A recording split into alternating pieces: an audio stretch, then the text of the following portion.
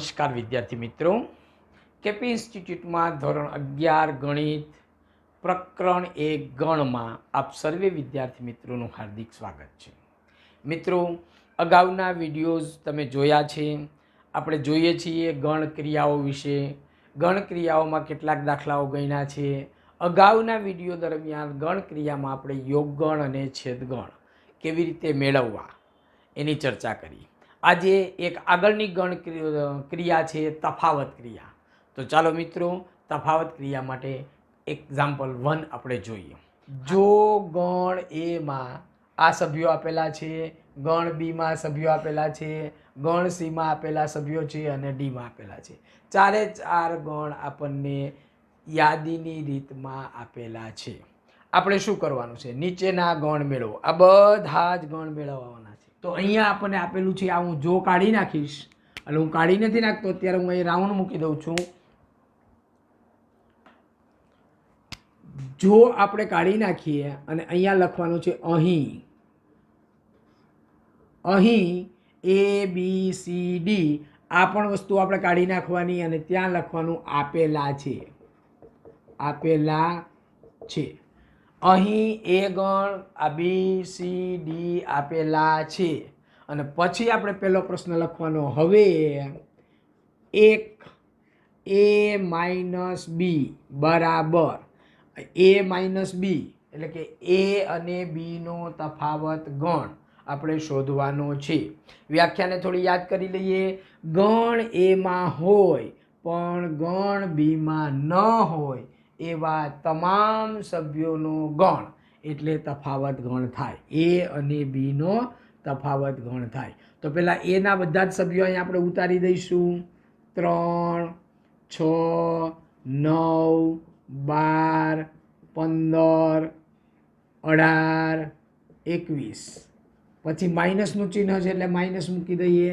અને પછી બી ગણના બધા સભ્યો આપણે અહીં ઉતારી દઈએ.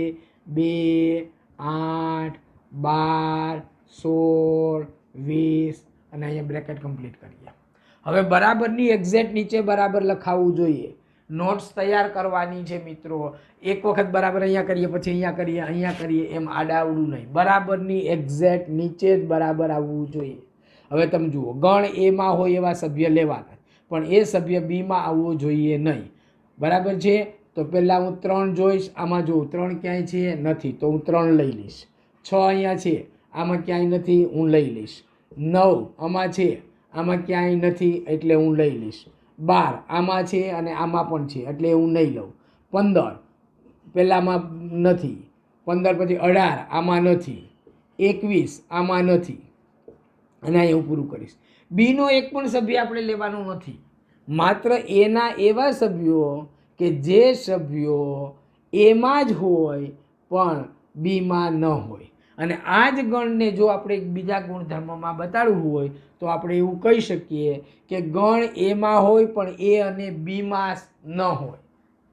A માઇનસ B આપણે બાદ કરવાનું. એમાં હોય એટલે આગળ જતાં આપણે એક નોંધ લખી લઈએ. અહીંયા A માઇનસ બીનો એક આવો અર્થ પણ થાય છે.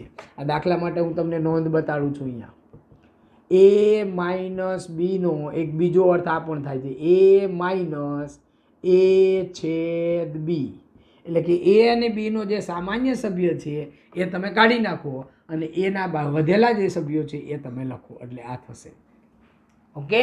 તો દાખલાઓની સાથે સાથે જ્યાં આપણને જરૂર પડે અને કોઈ ગુણધર્મ દેખાય, આંખે વળગે, તો એને તરત જ નોંધમાં લઈ લેવાનું કે આવો એક નિયમ આમાંથી તારવી શકાય છે.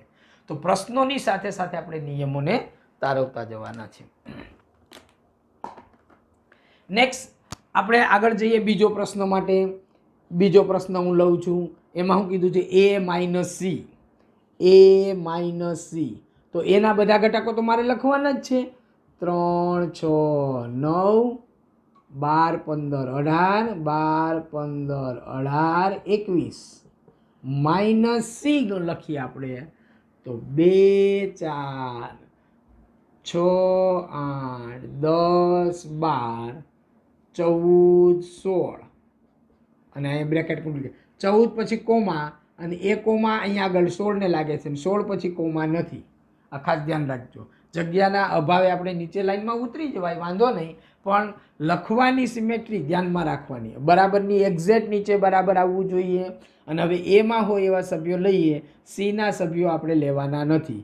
તો એના સભ્યો અહીંયા લેતા જઈએ, અહીંયા નજર રાખીએ ને આ બાજુ જોતા જઈએ. 3, 6 નહીં આવે, આમાં છે 9 આવશે, પછી 12 આમાં છે, આમાં બધા જેવો બેકી સંખ્યાઓ છે એટલે આમાં બેકી સંખ્યા આવે તો જ નહીં લેવાની, એકી સંખ્યા તો લઈ જ લેવાની. પછી 18 બેકી સંખ્યા છે, 18 આમાં નથી, આમાં હોય તો નહીં લેવાનો. 18 આમાં છે પણ આમાં નથી એટલે આપણે 18 લઈશું. અને 21 તો તમે જુઓ મિત્રો, 3 મેં લીધા, 6 આમાં છે, 9 મેં લીધા, 12 આમાં છે, 15 મેં લીધા, 18 આમાં નથી એટલે મેં લીધા, અને 21. અને આમાં કોઈ પણ સભ્ય હોય બાકીના તો એ આપણે લેવાના નથી, આપણે માત્ર એના સભ્યો લેવાના છે. એટલે અહીંયા પણ ઉપરની જ નોંધ કામ કરશે, A માઇનસ સી. ઉપરની જે મેં નોંધ કરી એ કઈ થશે અહીંયા આ પ્રશ્ન માટે? તો કે નોંધ આપણે પાછું ફરીથી લખી દઈએ અહીંયા કે A minus C equal to A minus A/C. જુઓ, A અને C નો છેદગણ મેળવો, તમને શું આવશે? 6 આવશે, 12 આવશે, 6, 12 અને 18 નથી એટલે બસ આ બે સભ્યો, એ બે સભ્યો આપણે આમાંથી કાઢી નાખવાના. એટલે આ રીતે થશે. તો આ પ્રમાણે તમારે દરેક પ્રશ્ન હવે જાતે ગણવાનો છે. માત્ર હું તમને આ બે જ પ્રશ્નો મેં તમને સોલ્વ કરાવ્યા, આ બધું જ તમને આવડશે. અને ટેક્સ્ટબુકની અંદર હજુ આની નીચે બીજા 2 પ્રશ્નો પણ છે, તમે જોજો. આ બધા જ પ્રશ્નો તમારે જાતે ગણવાના છે મિત્રો. એક કામ આપણને થોડુંક આવડી જાય પછી તરત જ આપણે જાતે શરૂ કરી દેવાનું, આપણને જાતે આવડવું જ જોઈએ. ઓકે, તો જોઈએ આપણે નેક્સ્ટ એક્ઝામ્પલ. મિત્રો એક્ઝામ્પલ નંબર 2 માં આપણને શું આપ્યું જોઈએ?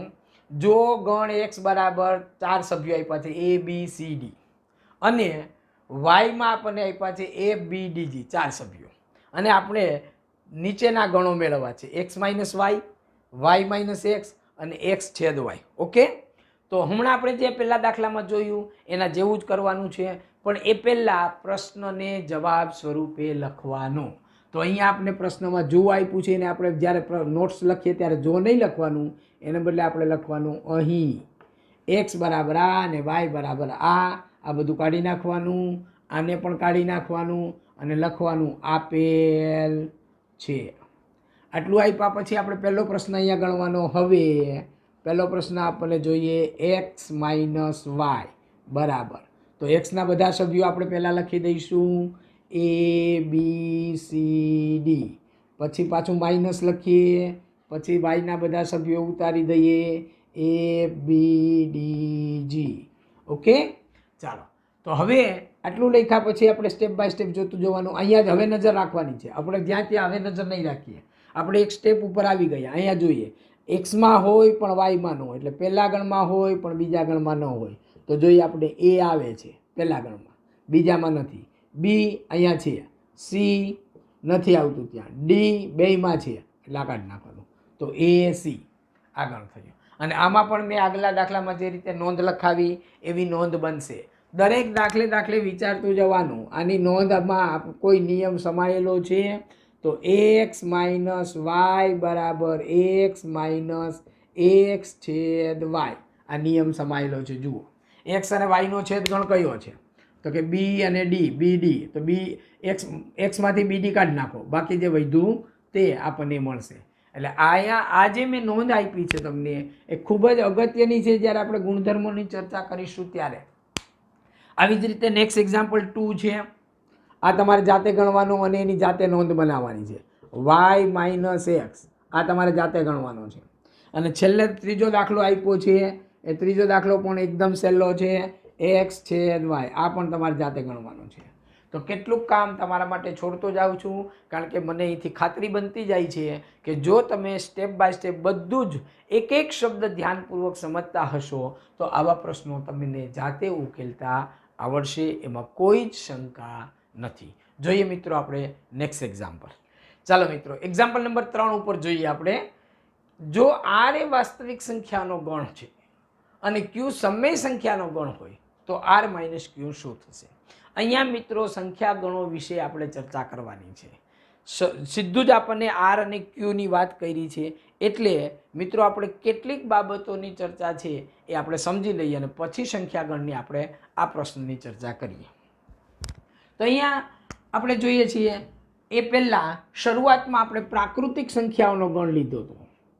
પ્રાકૃતિક સંખ્યાઓનો ગણ કેપિટલ એન. આ એનો સિમ્બોલ છે. એન મતલબ નેચરલ નંબર, ઇંગ્લિશમાં નેચરલ નંબર કહીએ. અને બધા જ natural number 1 2 3 4 5 dot dot dot અને આમ ગણતા જ જવાના. આનો કંઈ અંત નહીં આવે. 10 પછી 11 12 13 20 21 22 30 પછી 100 101 102 આ રીતે જવાનું. 200 201 જે કંઈ બધી જ સંખ્યાઓ આપણે બોલીએ છીએ, પૂર્ણ સંખ્યાઓ, ધન સંખ્યાઓ, આ બધી જ પ્રાકૃતિક સંખ્યા છે. મિત્રો પ્રાકૃતિક સંખ્યા માટે એક સરસ મજાનું વિધાન પણ ગણિતજ્ઞોએ મૂક્યું છે કે all the natural numbers R gift of God and remaining is A creation of mankind. એટલે કે બધી જ પ્રાકૃતિક સંખ્યા કુદરતે બનાવી છે, બાકીનું કામ માણસે કર્યું છે. તો આ જે સંખ્યાઓ છે એ કુદરતી સંખ્યાઓ છે, નેચરલ છે, એટલા માટે એનું નામ આપ્યું છે N. N for natural numbers.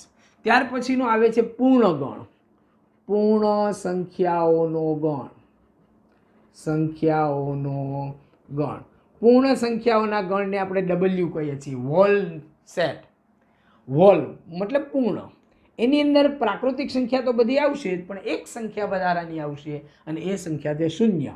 એટલે કે 0 1 2 3 ડોટ ડોટ ડોટ એટલે બધું આગળનું. એટલે આને મારે લખવું હોય તો પ્રાકૃતિક સંખ્યાનો ગણ એન યોગ શૂન્ય. આને મારે બીજા નોટેશનથી ડબલ્યુને દર્શાવવું તો આ રીતે લખાય. બધી જ પ્રાકૃતિક સંખ્યાઓની સાથે સાથે 0 લેવાની છે. તો પૂર્ણ સંખ્યાઓનો ગણ. એટલે આ પહેલો ગણ થયો, આ બીજો ગણ થયો. ત્રીજો એક ગણ આપણે જોઈએ પૂર્ણાંક સંખ્યાઓનો ગણ. પૂર્ણાંક સંખ્યાઓનો ગણ. એના બે નામ છે. ઝેડ પણ નામ છે અને એક બીજું આઈ પણ નામ છે. આઈ મતલબ સેટ ઓફ ઇન્ટીજર્સ, બધા ઇન્ટીજર્સનો ગણ. અને ઝેડ થી પણ એ પ્રચલિત છે. બધા જ પૂર્ણાંકો. હવે પૂર્ણાંકો ઋણ છે, ધન છે, મતલબ કે બધી જ પ્રાકૃતિક સંખ્યાને તમે આગળ ચિહ્ન ઋણ ચિહ્ન મૂકી દઈએ તો આ બાજુથી આપણે જઈએ એટલે ડોટ ડોટ ડોટ એટલે બધી ઋણ સંખ્યા હોય. -3 -0. નેગેટિવ મતલબ ઋણ. ખાસ ધ્યાન આપજો મિત્રો, અહીંયા માઇનસ ન કહેવાય. આ મારાથી પણ ભૂલમાં માઇનસ બોલાઈ જાય છે, કારણ કે નાનપણથી એક ટેવ પડી ગયેલી માઇનસ બોલવાની. પણ જ્યારથી સાચી વાતની સમજ પડી કે ભાઈ આ માઇનસ નથી, એટલે એને આપણે ઋણ કહીએ અથવા તો અંગ્રેજીમાં એને નેગેટિવ કહીએ. અહીંયા માઇનસ અથવા તો બાદબાકી. માઇનસનો મતલબ થાય બાદબાકી. તો બાદબાકી 3 બાદબાકી 2 આ કેવું લાગે? આ સાચું નથી. બાદબાકી જ્યારે કરીએ ત્યારે કોઈ સંખ્યામાંથી બાદ કરીએ. બાદ મતલબ ઓછું. દાખલા તરીકે હું લખું 5 - 2. આનો કંઈક મતલબ છે. 5 - 2 એટલે કે 5 માંથી 2 ઓછા. તો અહીંયા બરાબર છે માઇનસ બોલીએ તો. અહીંયા 5 -2 ન કહેવાય. અહીંયા 5 - 2 બરાબર. પણ જ્યારે અહીંયા ખાલી એકલું જ હોય આ, ત્યારે આપણે એને -2 કહીએ. હળાહળ જૂઠ છે મિત્રો. ખાસ ધ્યાન રાખવી જોઈએ. આ -2 નથી, આ -2 અંગ્રેજીમાં કહી તો અને ગુજરાતીમાં કહી તો ઋણ 2. તો અહીંયા ડોટ ડોટ ડોટ ઋણ સંખ્યાઓમાં જાય. ઋણ 3 ઋણ 2 ઋણ 1 0 1 2 3 અને પછી ડોટ ડોટ ડોટ. તો આ રીતે મિત્રો આપણને બધા જ પૂર્ણાંકોનો ગણ મળશે. અને જ્યારે આપણને બધા જ પૂર્ણાંકોનો ગણ મળે પછી આપણે આ બધી જ સંખ્યાઓને જો સંખ્યા રેખા ઉપર મૂકવા જઈએ તો આપણને સંખ્યા રેખા કઈ રીતે બને એ આપણે નીચલા ધોરણમાં ખૂબ સારી રીતે પરિચિત થયા છીએ. આ રેખા ઉપર ગમે તે એક જગ્યાએ તમને જ્યાં ઈચ્છા પડે ત્યાં તમે એક પોઈન્ટ લઈ અને એ પોઈન્ટને સંગત સંખ્યા સાંકળો 0. આ જે મેં ઉપરનું પોઈન્ટ લીધું છે, ઘાટું કર્યું છે, એ પોઈન્ટને સંગત સંખ્યા 0 છે. અને પછી એક એક અંતરે હું જમણી બાજુ જઈ અને એક એક એકમનો વધારો કરું. એટલે અહીંયા હું 1 એકમ લઉં એટલે 1 આના જેટલું જ અંતર મારે લેવાનું. આ જેટલું લીધું હોય એટલું જ મારે અહીંયા લેવાનું. એટલે અહીંયા આવશે 2. એટલું જ અંતર હું અહીંયા લઈશ એટલે 3. આગળ જાઓ 4, આગળ જાઓ 5, આગળ જાઓ 6 અને આમ ચાલતું જવાનું. આ એરો છે મતલબ આ રેખા આમ અનંત સુધી જશે, તમામ પ્રાકૃતિક સંખ્યાઓને સાંકળતી જવાની છે. હવે આ બાજુ 0 સાંકળી દીધું એટલે પ્રાકૃતિક સંખ્યા જો આટલો ભાગ સાંકળીએ તો પ્રાકૃતિક સંખ્યાનો ગણ n થાય, 0 સાથે લઈએ તો હોલ નંબર થાય, અને નેગેટિવ સંખ્યાઓ બધી હું લઈશ આ બાજુ, તો આ જેટલું અંતર હતું એટલું જ અંતર આ બાજુ રાખીશ એટલે આ બાજુ છે -1, આ બાજુ છે -2, આ બાજુ છે -3. હજુ આ સંખ્યા રેખાને અહીંથી આપણે આમ લંબાવી દઈએ, -4, -5, બસ આમ ચાલતું જવાનું. અને આ સંખ્યા રેખા ઉપર એક નિયમ સ્પષ્ટ દેખાય છે કે ડાબી બાજુથી જમણી બાજુ જતા સંખ્યા મોટી થતી જાય છે. એટલે અહીંયા આગળ સંખ્યા રેખાનો પરિચય સાથે સાથે આપણે મેળવી જ લઈએ, જેથી કરી આપણને આગળ જરૂર પડે ત્યારે આપણને બધી બાબતો સમજાય. તો અહીંયા એક હું નોંધ લઈ લઉં છું. સંખ્યા રેખા પર ડાબી બાજુથી સંખ્યા રેખા પર ડાબી બાજુથી જમણી બાજુ જતા સંખ્યા ક્રમશઃ મોટી થતી જાય છે. ક્રમશઃ સંખ્યા મોટી થાય. તમે 0 ઉપર હોય અને જમણી બાજુ જાઓ તો સંખ્યા 0 કરતાં મોટી થાય, 1 કરતાં 2 મોટા, 2 કરતાં 3 મોટા, 3 કરતાં 4 મોટા, 4 કરતાં 5 મોટા. એવી જ રીતે ડાબી બાજુથી જમણી બાજુનો એટલે હું બ્લુ એરો તમને અહીંયા બતાડું છું. નેગેટિવ સાઈડથી લઈ 0 ઉપર આવીને ધન સાઈડ બાજુ જઉં છું. એટલે કે જો તમે -5 ઉપર હોય અને તમે -5 થી -4 ઉપર જાઓ તો -5 થી -4 મોટા છે, -4 થી -3 મોટા છે, -3 થી -2 મોટા છે, -2 થી -1 મોટા છે, -1 થી 0 મોટા, 0 થી મોટા 1, 1 થી મોટા 2, 2 થી મોટા 3 અને આમ ચાલતું જવાનું. તો ડાબી બાજુથી જમણી બાજુ સંખ્યા મોટી થતી જાય અને એને ઉલટું કરો તો જમણી બાજુથી ડાબી બાજુ સંખ્યા નાની થાય. તો એને પણ હું જો એક અલગ એરોથી તમને બતાડી દઉં, ગ્રીન કલરનો લો, આ બાજુથી લઈને હું આ બાજુ લઉં છું એટલે હું આ બાજુથી આવું છું. એટલે કે જમણી બાજુથી ડાબી બાજુ જતા, જમણી બાજુથી ડાબી બાજુ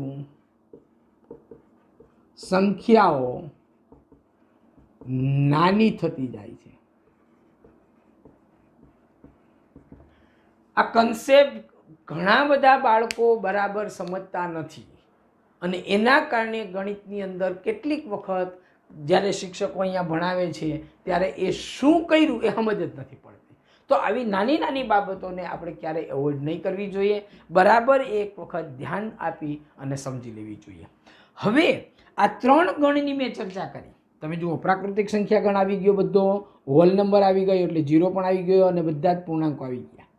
હવે મિત્રો આપણને પ્રશ્ન થાય કે અહીંયા મેં 0 એક સંખ્યા સાંકળી, 1 એક સંખ્યા સાંકળી, તો 0 અને 1 ની વચ્ચે જે આ ગેપ પડે છે, આ ગેપ સમજવા જેવો છે મિત્રો. એ ગેપ, આ જે 0 અને 1 ની વચ્ચેનો જે આ ગેપ પડે છે, આ ગેપમાં શું છે? કંઈક તો હશે ને. સીધે સીધું આપણે જમ્પ લઈએ છીએ પણ એ જમ્પની વચ્ચે જગ્યામાં શું છે? તો એ જગ્યાની અંદર પણ સંખ્યા છે. આ રેખા ઉપરનું પ્રત્યેક બિંદુ કોઈને કોઈ સંખ્યા બતાડે છે અને આ તમે કોઈને કોઈ એક સંખ્યા લેશો તો એને અનુરૂપ આ રેખા ઉપર ક્યાંક એવું બિંદુ તમને મળી જ જશે. એટલે કે સંખ્યા રેખા પરના બિંદુઓ અને સંખ્યાઓ વચ્ચે એક એક સંગતતા છે. તમે એક સંખ્યા લેશો તો સંખ્યા રેખા ઉપર એક બિંદુ મળશે જ, અને સંખ્યા રેખા ઉપર કોઈ બિંદુ લેશો તો ત્યાં કોઈક સંખ્યા હશે જ. તો એ કઈ સંખ્યાઓ છે એને આપણે સમજીએ. તો 0 અને 1 ની વચ્ચે જો હું 10 કાપા પાડી દઉં, અહીંયા આગળ હું 10 કાપા પાડી દઉં, 1 2 3 4 5 6 7 8 9 અને 10, તો એ દરેક કાપામાં 0.1 0.2 0.3 0.4 0.5 0.6 0.7 0.8 0.9 અને પછી 1. તો 0 અને 1 ની વચ્ચે 10 કાપા પાડ્યા તો દરેક કાપા પર જે બિંદુ આવે છે એ બિંદુને સંગત સંખ્યાઓ આપણને જુદી જુદી મળતી જાય. એક જુદું બિંદુ લઈએ જુદી સંખ્યા મળશે. એવી જ રીતે 1 અને 2 ની વચ્ચે 1.1 1.2 1.3 1.9 અને પછી 2. આ રીતે દરેક બે પૂર્ણાંકોની વચ્ચે તમે 10 કાપા લેશો તો તમને જુદી જુદી સંખ્યા મળશે.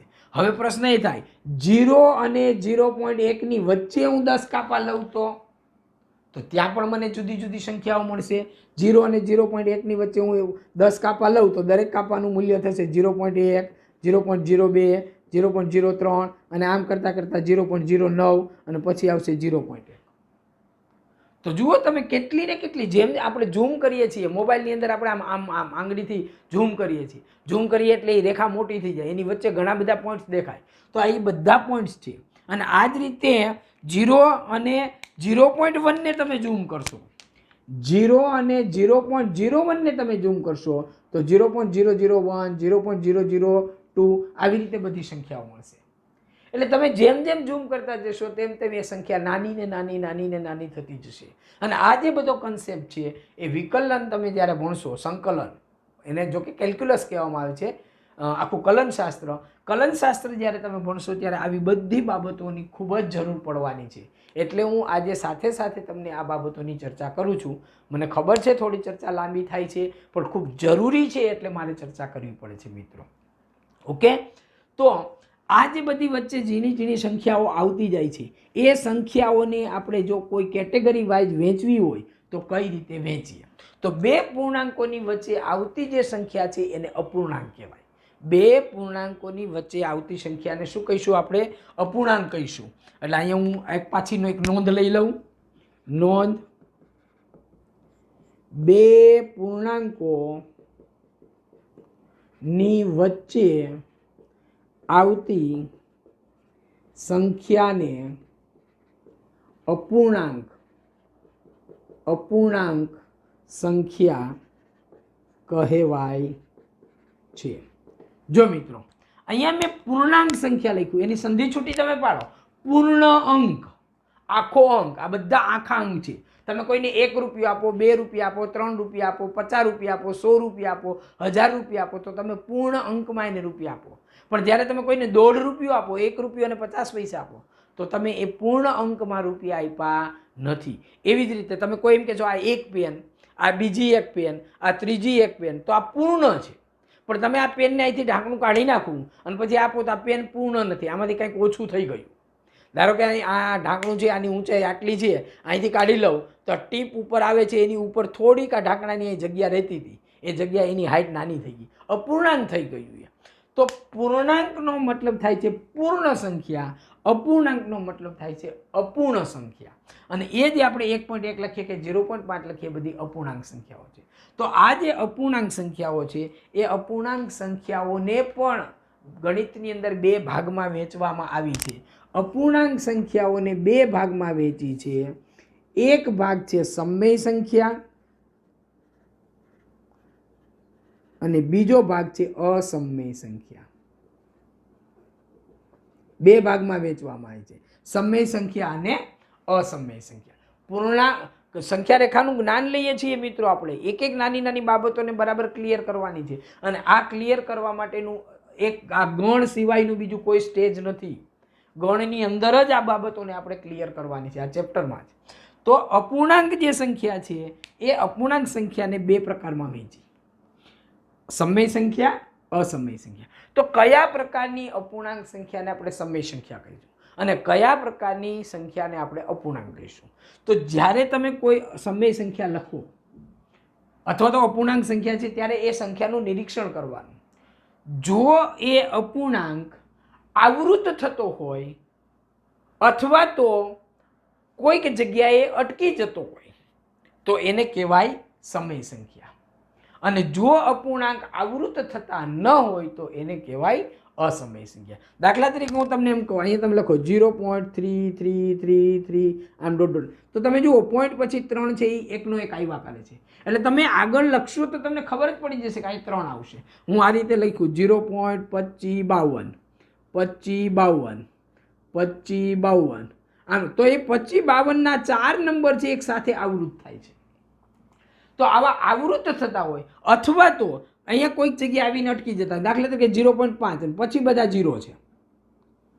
તો સમય સંખ્યાઓ પણ બે પ્રકારની છે. એક આવૃતમાં અમુક જગ્યાએ જઈને પછી પાછળના બધા નંબર શૂન્ય થતા હોય અથવા તો શૂન્ય ન થતા હોય તો આ રીતે હાલે 0.3333 શૂન્ય નહીં આવે પણ 333 આગળ આવશે. અથવા કોઈ એક સંખ્યાનું જોડકું બે સંખ્યાનું જોડકું 3નું 4નું જોડકું પુનરાવર્તિત થતું. તો આ પુનરાવર્તિત જ્યાં થાય છે એ બધી સમય સંખ્યા છે. અને જો પુનરાવર્તિત ન થતી હોય તો એ અસમય સંખ્યા છે. દાખલા તરીકે લખો 2.41 42 35 36 મને મન પડે એમ લખું છું હું અહીંયા આગળ 7 8 2 3 0 આવી રીતે હું કોઈ પણ જગ્યાએ તમે 0 પછી કયો નંબર આવશે હું કહી જ નહીં શકું, કારણ કે આગળનો નંબર જ્યારે કહી શકાતો નથી તો એવી જે બધી સંખ્યાઓ છે એને આપણે કહીશું અસમય સંખ્યા. તો સમય સંખ્યા અને અસમય સંખ્યા અપૂર્ણાંકને આપણે બે ભાગમાં વહેંચીએ. અને ત્યાર પછી હજી એક આમાં આ કન્સેપ્ટ આગળ છે કે સમય સંખ્યા છે જે કોઈ ભલે આપણને આ રીતે લખી હોય તો એ સંખ્યાને બે પૂર્ણાંકના ભાગાકારથી લખી શકાય. ધારો કે ધન સંખ્યા લખી ઋણ હોય તો બી ચાલે, પણ સમય સંખ્યાને બે પૂર્ણાંકના ભાગાકારથી લખી શકાય છે અને અસમય સંખ્યાને બે પૂર્ણાંકના ભાગાકારથી લખી શકાતી નથી. 3/4 હું લખું અહીંયા તો આ 3/4 છે એ બે પૂર્ણાંકોનો ભાગાકાર છે એટલે આ સમય સંખ્યા છે, સમય સંખ્યા છે. પણ √2 છે બેનું વર્ગમૂળ કાઢવું તો આ √2 છે એને બે પૂર્ણાંકોના ભાગાકારથી લખી શકાતું નથી. એટલે બે પૂર્ણાંકોનું ધારી લઉં છું, ધારો કે P અને Q, જ્યાં P અને Q બિલોંગ્સ ટુ Z અને છેદની સંખ્યા શૂન્ય નહીં હોવી જોઈએ. છેદમાં સંખ્યા શૂન્ય ના લેવાય. હવે શા માટે ના લેવાય એનું અલગ કારણ છે, એની ચર્ચા આપણે ક્યારેક કરીશું કે છેદમાં શૂન્ય શા માટે ના લેવાય. આ એક નિયમ જ છે, પણ એ નિયમ શા માટે બન્યો છે એની ચર્ચા આપણે કોઈક લેક્ચરની અંદર કરી દઈશું. અત્યારે એ ચર્ચા ખૂબ લાંબી થશે એટલે આપણે એની ચર્ચા કરતા નથી. તો √2 છે એને બે પૂર્ણાંકોના ભાગાકારથી લખી શકાતું નથી એટલે √2 છે એ અસમય સંખ્યા છે, અસમય છે. આવૃત અપૂર્ણાંક, અહીંયા અપૂર્ણાંક સંખ્યા છે પણ આવૃત છે અથવા તો અનાવૃત છે. આવૃત હોય તો સમય અને અનાવૃત હોય તો અસમય.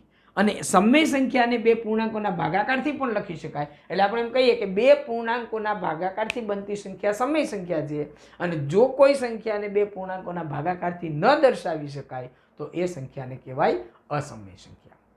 અને ત્યાર પછી તમે સમય અને અસમય સંખ્યાઓ બે જુદી જુદી છે, એ જુદી જુદી છે એનું કારણ સ્પષ્ટ દેખાય છે. એક પણ સમય સંખ્યા એ અસમય સંખ્યા નથી અને એક પણ અસમય સંખ્યા એ સમય સંખ્યા નથી. એટલે આગળના ચેપ્ટરમાં આપણે જોયું તો અલગ ગણો, જો બે ગણોનો છેદગણ ખાલી ગણ હોય તો તેને શું કહીએ આપણે?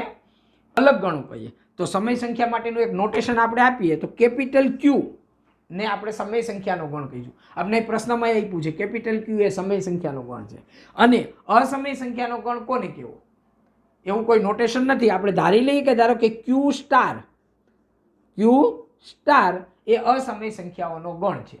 Q ને જો આપણે સમય સંખ્યાનો ગણ કહીએ તો Q સ્ટારને આપણે અસમય સંખ્યાનો ગણ કહીએ. હવે Q માં જે સભ્ય છે એ Q સ્ટારમાં નથી અને Q સ્ટારમાં જે સભ્ય છે એ Q માં નથી.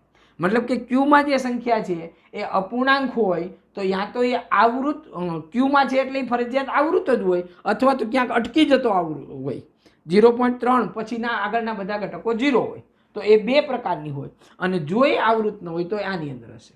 અને સમય સંખ્યામાં આવતું છે તો બે પૂર્ણાંકોના ભાગાકાર સ્વરૂપે લખાતી હશે અને આમાં હશે તો બે પૂર્ણાંકોના ભાગાકાર તરીકે લખી શકાશે નહીં. એટલે આ બંને ગણો અલગ ગણો છે. એટલે આ બંને ગણોનો જો હું અહીં છેદ ગણ લઉં Q સ્ટાર તો આ થશે ખાલી ગણ, આ ખાલી ગણ થશે. કારણ કે આની એક પણ સમય સંખ્યા અસમય સંખ્યા નથી અને એક પણ અસમય સંખ્યા એ સમય સંખ્યા નથી. એટલે આ બે ગણો છે એ અલગ ગણો છે. પણ જો હું આ બેનો યોગગણ કરું Q યોગ Q સ્ટાર તો એ શું બનશે? Q યોગ Q સ્ટાર. તો એ જે ગણ બનશે એનું નામ આપણે આપીએ R, વાસ્તવિક સંખ્યાઓનો ગણ. ઓકે મિત્રો, તો વાસ્તવિક સંખ્યાના ગણ કઈ રીતે બન્યો એની ચર્ચા કરીએ. હવે એક નાનકડી વાત હજી રહી ગઈ છે મારે એ તમને કહી દઉં કે જે સમય સંખ્યાઓ છે એ બધી જ સમય સંખ્યાઓની અંદર પ્રાકૃતિક સંખ્યા આવી જાય, પૂર્ણ સંખ્યા આવી જાય, પૂર્ણાંક સંખ્યાઓ આવી જાય કે નહીં એ જોવું છે. એ જોવા માટે આપણે આ રીત કામમાં નથી લાગતી, આપણને આ રીત કામમાં લાગશે. બે પૂર્ણાંકોનો ભાગાકાર હું લઉં તો ભાગાકારમાં જો છેદની સંખ્યા હું 1 મૂકી દઉં, આ છેદની સંખ્યા 1 લઈ લઉં તો અને અંશમાં જુદી જુદી સંખ્યા બનાવું તો 5/1 લખાય, 7/1 લખાય, -3/1 લખાય, 0/1 લખાય, 0/5 લખાય.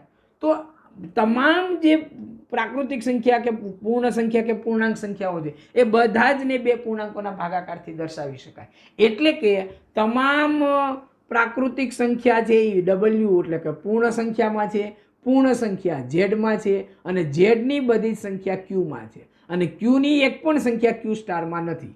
એટલે તમે જોશો અહીંયા ક્યુની અંદર એન પણ આવી ગયો, એનની બધી સંખ્યા ક્યુમાં છે, ડબલ્યુની બધી સંખ્યા ક્યુમાં છે, ઝેડની બધી સંખ્યા ક્યુમાં છે અને ક્યુ અને ક્યુ સ્ટારનો યોગગુણ આર છે. એટલે કે આર ઉપર બધી પ્રાકૃતિક સંખ્યા છે, પૂર્ણ સંખ્યા છે, પૂર્ણાંક સંખ્યા છે, સમય સંખ્યા છે અને અસમય સંખ્યા પણ છે. અને હવે આ સિવાયની બીજી કોઈ એવી સંખ્યા નથી કે જે આની અંદર નથી. એટલે તમે આ રેખાને ગમે તેટલી ઝૂમ કરીને ગમે ત્યાં ડોટ મૂકશો તો એ ડોટને અનુરૂપ સંખ્યા આમાંથી જ કોઈક આપણને મળશે અને આખી સંખ્યા રેખા આપણી પૂરી થશે. હવે આપણે આ જે પ્રશ્ન 3 છે એનો જવાબ આપવાનો છે. એક્ઝામ્પલ 3 ને આપણે હવે જોઈએ. જો r એ વાસ્તવિક સંખ્યાનો ગણ અને q એ સમય સંખ્યાનો ગણ હોય તો r - q શું બનશે? તો આપણે અહીંયા આને જવાબ સ્વરૂપે લખીએ. એટલે અહીં r એ વાસ્તવિક સંખ્યાઓ નો ગણ અને q એ સમય સંખ્યાઓનો ગણ આપેલ છે. હવે આપણને ખબર છે કે સમય સંખ્યાની અંદર પ્રાકૃતિક સંખ્યા આવશે, પૂર્ણાંક સંખ્યા આવશે, પૂર્ણ સંખ્યા આવશે અને બે પૂર્ણાંકોના ભાગાકારવાળી સંખ્યાઓ પણ આવશે. કઈ નહીં આવે કે જે સંખ્યાને બે પૂર્ણાંકોના ભાગાકારથી દર્શાવી શકાય નહીં. તેથી r - q એટલે કે તમામ વાસ્તવિક સંખ્યાઓમાંથી મારે સમય સંખ્યા કાઢી નાખવી. સમય સંખ્યા કાઢવું એટલે પ્રાકૃતિક પણ નીકળી ગઈ, પૂર્ણાંક પણ નીકળી ગઈ, પૂર્ણ પણ નીકળી ગઈ અને બે પૂર્ણાંકોના ભાગાકારવાળી પણ નીકળી ગઈ. તો કઈ બચી? બે પૂર્ણાંકોના ભાગાકારથી ન દર્શાવી શકાય એવી સંખ્યા. તો એ બધી સંખ્યા કઈ બની? અસમય સંખ્યા. તો r - q ઇક્વલ ટુ અસમય સંખ્યાઓ નો ગણ થશે. બરાબર? અને એને જો આપણે સંકેતમાં લખવું હોય, સંકેતમાં q સ્ટાર વડે દર્શાવીએ તો r - q equal to q star થાય. ઓકે મિત્રો, તો આ રીતે છેલ્લો દાખલો ખૂબ જ નાનો છે પણ સંખ્યાનું જ્ઞાન ન હોય તો આ પ્રશ્નનો જવાબ આપવો અઘરો પડે. ઓકે, તો જો મિત્રો તમને આ વિડીયો ગમ્યો હોય તો લાઈક કરો અને તમારા સાથી મિત્રો સાથે શેર કરો. હજુ સુધી તમે જો આ ચેનલને સબસ્ક્રાઈબ ન કરી હોય, વિડીયો જોયા હોય પણ સબસ્ક્રાઈબ ન કરી હોય, લાઈક ન કર્યું હોય તો અવશ્ય લાઈક કરો, સબસ્ક્રાઈબ કરો અને બેલ આઇકન દબાવવાનું અચૂક રાખો, જેથી કરીને તમને કોઈ પણ નવો વિડીયો અપલોડ થાય તરત જ નોટિફિકેશન મળે. અને તમે નવા હોય તો અવશ્ય આટલું કરજો. ખૂબ ખૂબ આભાર મિત્રો. ધન્યવાદ.